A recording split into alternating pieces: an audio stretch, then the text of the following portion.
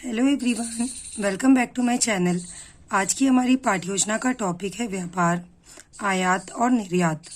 सबसे पहले हम कुछ जनरल इन्फॉर्मेशन फिल करते हैं, जैसे विषय सामाजिक अध्ययन, प्रकरण व्यापार, कक्षा 8, दिनांक और कालांश आप अपने अनुसार ही लिखेंगे। जिस भी दिनांक में आप बच्चों को लेसन प्लान पढ़ाएंगे, यहाँ पर आप वही दिनांक लिखेंगे और कालांश में आप अपना पीरियड मेंशन करेंगे। उसके बाद हम लिखते हैं सामान्य उद्देश्य। यह सब्जेक्ट ओरिएंटेड होते हैं। इसका अर्थ है कि सामाजिक अध्ययन को पढ़कर बच्चों में किस तरह का विकास हो सकेगा। सामाजिक अध्ययन में छात्राओं की रुचि विकसित करना, छात्राओं की तर्क शक्ति एवं चिंतन शक्ति का विकास करना, छात्राओं के सामान्य ज्ञान में वृद्धि करना, छात्राओं में कुशल उपभोक्ता बनने की भावना विकसित करना। अब हम लिखते हैं विशिष्ट उद्देश्य। यह टॉपिक ओरिएंटेड होते हैं। पहला उद्देश्य है ज्ञानात्मक उद्देश्य। छात्राएं व्यापार के विषय में बोध कर सकेंगी। भावात्मक उद्देश्य, छात्राएं व्यापार के विषय में रुचि विकसित कर सकेंगी। क्रियात्मक उद्देश्य, छात्राएं व्यापार से संबंधित चित्र बना सकेंगी। अब हम लिखते हैं सहायक सामग्री। यह वह सामग्री होती हैं जो भी हम अपनी पाठ्य योजना को पढ़ाते समय उपयोग में लाते हैं, जैसे शामपट, चौक, चार्ट, संकेतक आदि। अब हम लिखते हैं पूर्व ज्ञान। जैसे कि हमारा प्रकरण है व्यापार, तो हम यह मानकर चलते हैं कि छात्राओं को व्यापार से संबंधित पूर्व जानकारी है। अब हम लिखते हैं प्रस्तावना प्रश्न। इन प्रश्नों को हम अपनी पाठ्य योजना को पढ़ाने से पहले बच्चों से पूछते हैं, जिससे कि हम यह जान सकें कि बच्चों को हमारे टॉपिक से रिलेटेड कितनी प्रीवियस नॉलेज है। यह संख्या में 4 से 5 होते हैं और इन प्रश्नों को हम जिगजैग फॉर्म में बनाते हैं। जैसे पहले प्रश्न का जो भी उत्तर आएगा, हमारा दूसरा प्रश्न उसी से संबंधित होता है। इसके लिए हमें एक टेबल बनानी होती है, जिसमें लिखते हैं क्रम संख्या, छात्रा अध्यापिका क्रिया और छात्रा क्रिया। पहला प्रश्न है, विद्यार्थियों को किन किन वस्तुओं की आवश्यकता होती है? तो बच्चे आंसर करेंगे पेन, कॉपी, पेंसिल आदि। कॉपी, पेन आदि वस्तुएं कहाँ से खरीदी जाती हैं? तो बच्चे आंसर करेंगे दुकानों से। वस्तुएं खरीदने के बाद हम दुकानदार को क्या देते हैं? तो बच्चे आंसर करेंगे पैसा, धन आदि। धन कमाने के लिए हम क्या करते हैं? तो बच्चे आंसर करेंगे व्यापार या नौकरी।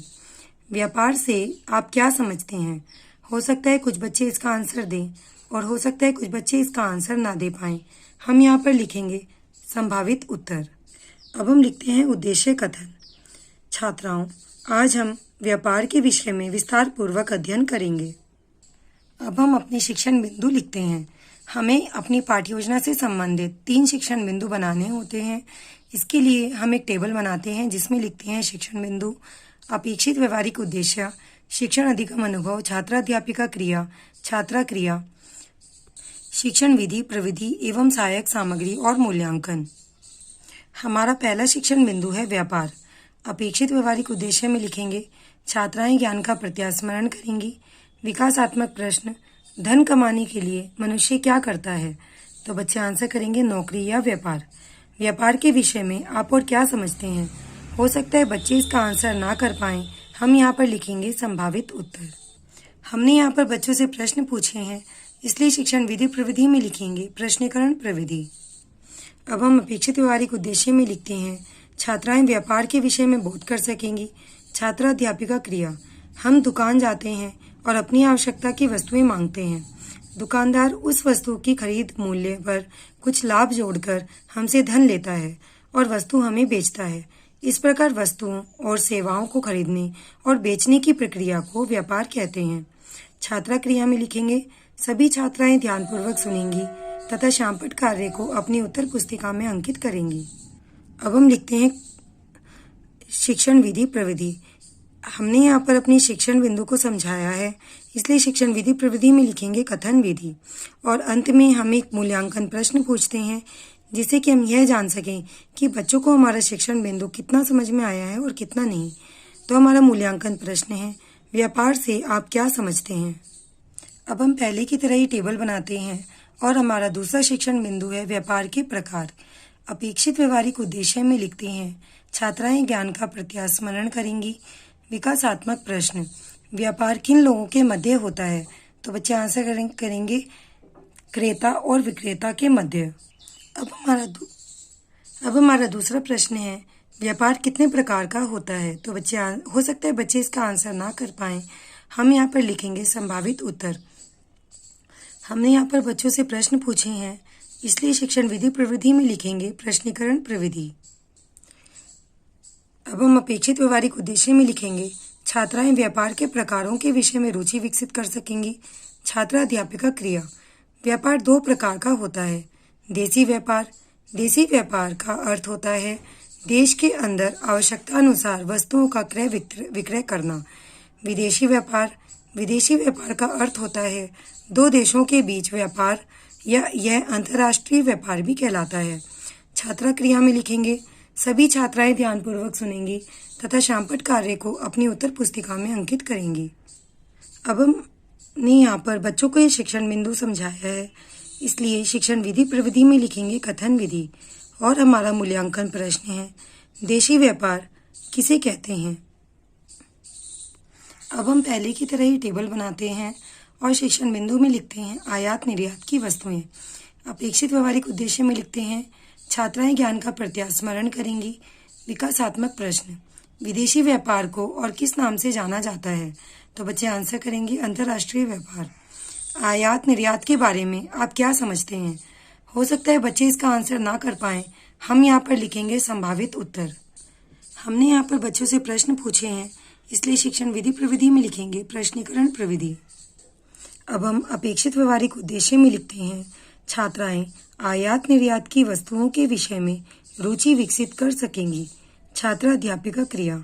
आयात जब कोई देश अपनी आवश्यकता की वस्तु किसी दूसरे देश से खरीदता है तो उसे आयात कहते हैं, जैसे गेहूं, दाल, धान, कोयला आदि। निर्यात अपने देश में आवश्यकता से अधिक पैदा हुई या बनी हुई वस्तु को जब किसी दूसरे देश को बेचता है तो उसे निर्यात कहते हैं, जैसे चाय, चीनी, कॉफी, कपास, जूट आदि। अब हम लिखते हैं छात्रा क्रिया। सभी छात्राएं ध्यानपूर्वक सुनेंगी तथा शामपट कार्य को अपनी उत्तर पुस्तिका में अंकित करेंगी। हमने यहाँ पर यह शिक्षण बिंदु बच्चों को समझाया है, इसलिए शिक्षण विधि प्रविधि में लिखेंगे कथन विधि। और अपने शिक्षण बिंदु से संबंधित कोई भी चित्र बच्चों को चार्ट पेपर पर बनाकर दिखाएंगे और उसी का ही एक छोटा रूप हम अपनी पाठ्य योजना में भी चिपकाएंगे। हमने यहाँ पर बच्चों को चार्ट पेपर दिखाया है, इसलिए शिक्षण विधि प्रविधि में लिखते हैं प्रदर्शन प्रविधि। और हमारा मूल्यांकन प्रश्न है आयात किसे कहते हैं? अब हम लिखते हैं पुनरावृत्ति प्रश्न। यह है रिक्त स्थानों की पूर्ति कीजिए, मिलान कीजिए, सही गलत, एक शब्द में उत्तर दीजिए या एक वाक्य में उत्तर दीजिए हो सकते हैं। हमारा प्रश्न है रिक्त स्थानों की पूर्ति कीजिए। खरीदने व बेचने की प्रक्रिया को डैश कहते हैं। व्यापार डैश प्रकार का होता है। विदेशी व्यापार को डैश भी कहा जाता है।